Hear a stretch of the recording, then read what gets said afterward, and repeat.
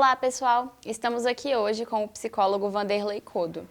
Hoje a nossa conversa é sobre a recente onda de ataques e ameaças a escolas e faculdades brasileiras e a relação disso com o fascismo. Seja bem-vindo. Primeiramente, eu gostaria que o senhor se apresentasse para o nosso público. Não, eu estou estudando fascismo faz algum tempo, né? Há quem diga que eu fui o primeiro a denunciar o governo Bolsonaro como fascista. Eu acho que eu não fui o primeiro, mas acho que fui um dos primeiros. Eu tenho uma live na net da Abrapso, Associação Brasileira de Psicologia Social, uma live sobre fascismo, e tem um curso também sobre fascismo com 8 aulas, né? Mas todos eles centrados principalmente no fascismo do Brasil, fascismo de Bolsonaro. E o Brasil acabou de passar por um governo rigorosamente fascista. Não sou eu que digo, quem se declarou fascista umas 20 vezes foi o próprio Bolsonaro. Recebendo sobrinha do Hitler, declarando para organizações fascistas que essa era a vida dele. Não vamos entrar nesses detalhes. É preciso deixar claro que o bolsonarismo, que o Bolsonaro foi um governo fascista. Primeiro. Segundo, o Bolsonaro foi derrotado. Essa é uma coisa extremamente importante. Mas o bolsonarismo não e o fascismo não. Está presente, está ativo, daí por diante. Primeira questão. Segunda questão. O que é que o fascismo faz quando perde? Quando não conquista o poder? Não é? Sempre age da mesma forma. Como é que age? Com terrorismo. Sistematicamente, o terrorismo tem escolhido as escolas como forma de atuação, né? Isso tem sido verdade também em vários países, né? Você tem Estados Unidos, os países principalmente em que o fascismo perdeu, você tem ataques terrorismo sistemáticos em escolas. No Brasil já foi pego pais e garoto que faz ataques à escola com símbolos nazistas. Daí por diante você tem vários e vários sinais de que o que está acontecendo na escola não é um evento isolado. Não é um lobo solitário, né? Você tem gente organizada do ponto de vista fascista, fazendo isso, e você tem também os desapontados com a vida, etc., que não são fascistas, mas que são incentivados e glorificados pelo fascismo, não é? Então nós estamos numa situação onde tem um esquema internacional armado de terrorismo para devolução do fascismo onde o fascismo perdeu. Tipicamente, para não entrar numa conjuntura internacional mais complexa, você tem isso acontecendo claramente nos Estados Unidos e no Brasil. Esse grupo de 10, 15, 20%, que é fascista, mais o medo, é o que consegue eleger o fascismo. Essa eleição não foi Lula contra Bolsonaro, foi democracia contra fascismo. E o fascismo perdeu. E agora você vai ter todo um processo de ataque terrorista. E por que isso acontece agora e não antes? Porque agora foi que eles perderam. Eles estavam no poder até agora. E você não lembra de lá grandes ataques à escola na época do Bolsonaro.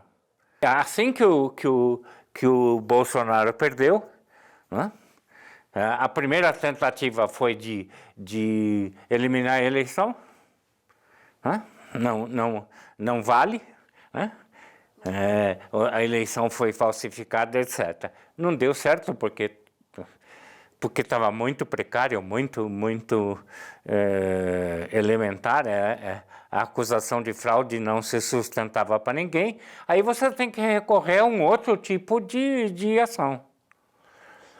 Qual é, hoje, o lugar mais sensível para provocar medo da população? Exatamente a escola. O fascismo não é o único elemento a usar terrorismo. Você tem outras correntes políticas que também utilizam do terrorismo. Você tem, na história, vários exemplos sobre esse.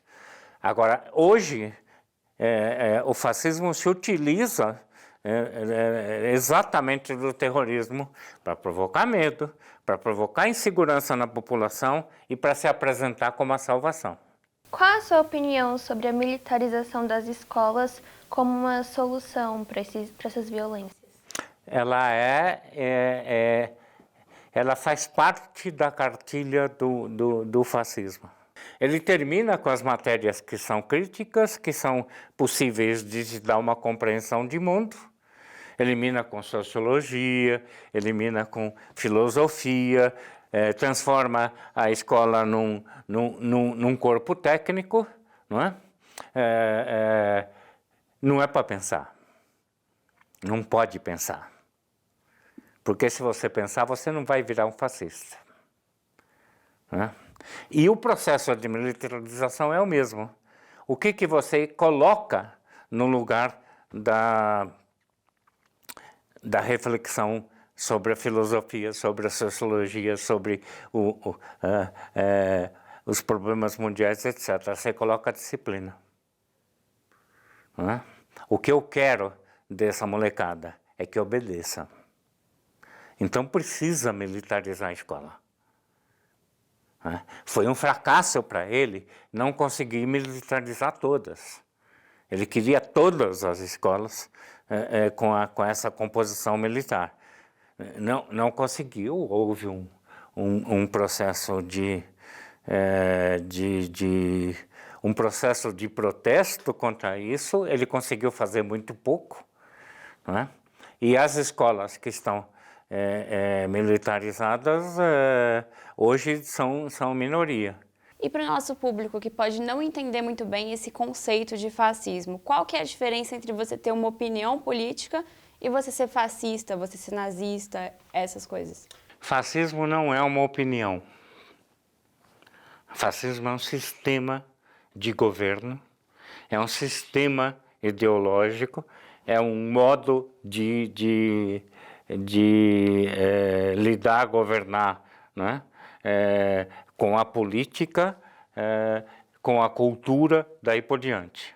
Então, a partir de agora, o que deve ser feito para evitar mais violências? O que o governo Lula está fazendo até agora? Trabalhando para destruir essa máquina. Trabalhando para prender essas pessoas. O 8 de janeiro ajudou muito, porque no 8 de janeiro todo mundo botou a cara na TV, todo mundo levantou a bandeira, etc., e está sendo todo mundo preso um atrás do outro. O último julgamento coletivo tem mais de 100 pessoas, não é? Mas ainda falta muito. Ainda falta prender a quadrilha principal, que é a família Bolsonaro. Ainda tem muito trabalho para fazer. Esse governo atual tem muito trabalho para fazer. O pessoal fica fazendo balanço. O balanço principal que tem que ser feito desse governo é o seguinte: o quanto ele consegue eliminar o fascismo. Não é? É muito difícil eliminar o fascismo. Você consegue reduzir muito a força deles, mas sempre fica uma sementinha que você precisa ficar atento, porque amanhã cresce e amanhã volta a ameaçar o Brasil. E agora nosso problema é proteger as crianças. Nós temos que educar os professores para fazer propaganda antifascista na escola. Olha aqui, ó, perseguição porque é negro, perseguição porque é mulher, tem que ser fortemente combatida na escola. Ao a gente abordar, por exemplo, que poderia ter um massacre de caráter nazista, fascista em uma escola, a gente trazer isso para as crianças, para os adolescentes, isso de alguma forma não incitaria a acontecer? A gente não daria palco para isso, por exemplo? Você precisa ter um forte componente histórico nesse processo. Você precisa pôr os pingos nos is com relação à história. Quando você for falar nessa escola que você está dizendo, você precisa falar dos mortos dos judeus na Alemanha. Você precisa falar dos assassinatos que o Mussolini cometeu. O Mussolini se divertia, antes de matar os oponentes, ele espancava. E se o cara não morresse do espancamento, muitas vezes morria, aí ele matava.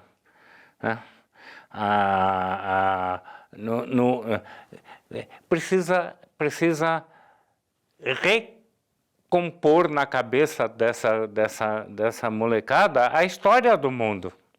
Racismo, misoginia e fascismo são irmãos gêmeos.